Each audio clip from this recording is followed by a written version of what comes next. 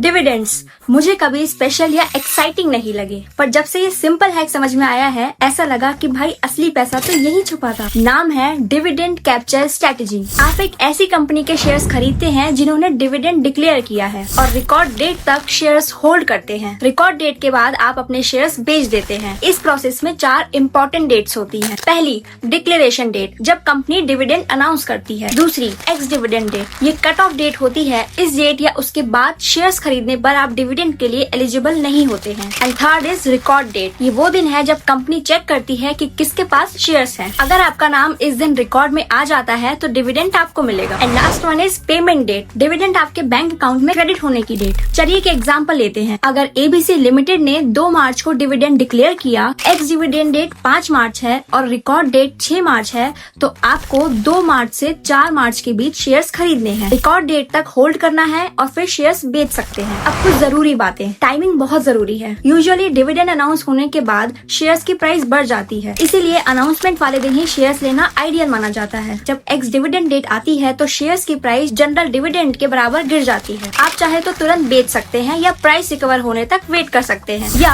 अपनी position futures option से hedge कर सकते हैं। ये स्ट्रेटेजी बहुत सिंपल है, इसमें कोई कॉम्प्लिकेटेड एनालिसिस करने की जरूरत नहीं है। सिर्फ डेट्स और टाइमिंग को समझकर आप डिविडेंड कैप्चर कर सकते हैं। लेकिन हमेशा ध्यान रहे, अपनी रिसर्च करना बहुत जरूरी है।